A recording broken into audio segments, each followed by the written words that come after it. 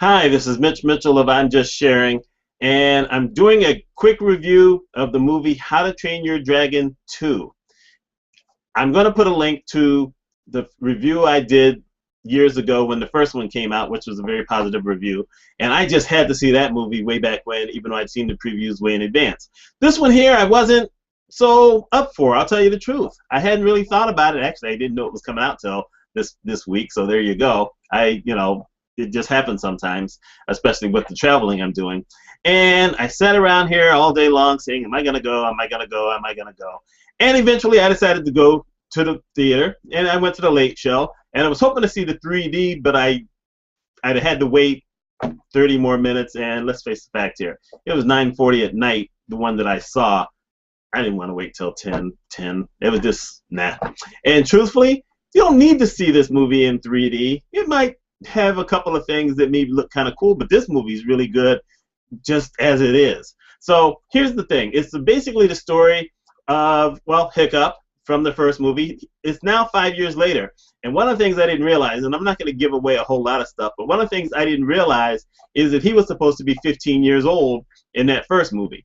I have no idea. I can't tell how old kids are when I see them, in person. So I had no idea that's the age they were supposed to be. So in this movie, he's 20 years old, Astrid is 20 years old, all of the kids are 20 years old. And it's one of those kind of things where it's really basically about Hiccup and oh my God, Toothless, his Night Fury dragon, more than anything else. Astrid in this movie does play, she's got kind of a nice role, but not as prominent as in the first movie. The father, Stoic, takes a bigger role in this movie. And I'm not giving anything away because this was in the commercial. Hiccup meets his mother, who turns out to be kind of a dragon trainer. He got the skill basically from her, and since they never lived with each other, they're both surprised that they ended up being the same type of people. And there's a bad guy in this movie whose name I don't remember because I just don't remember. But he's a dark character, whatever. He's about as big as Stoic. And, they have a fight in the movie. You got all kind of dragons who are basically sometimes fighting each other, sometimes, best buddies. It's a cute movie in the fact that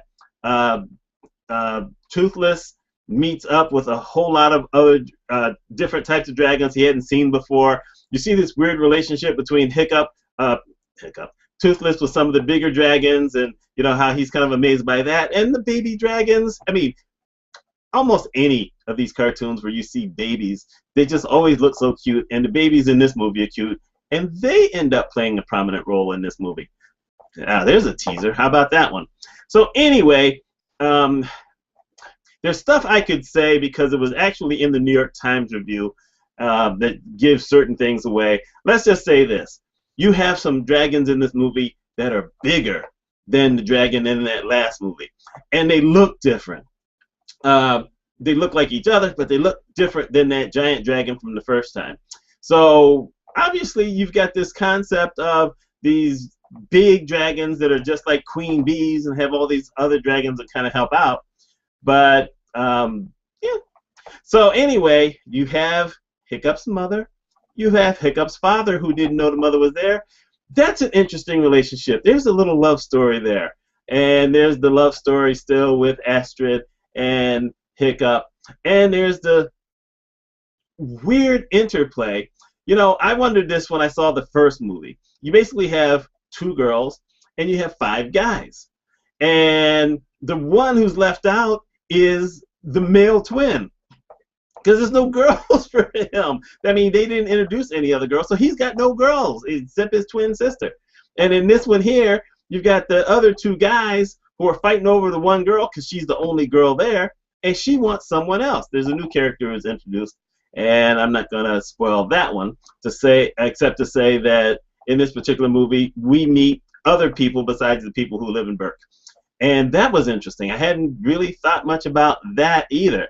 So, it's a wild movie. It starts off differently because now the dragons have integrated themselves into society. And at the end of the movie, dragons have integrated themselves into society, even more dragons. And it was fun. I'm glad I went.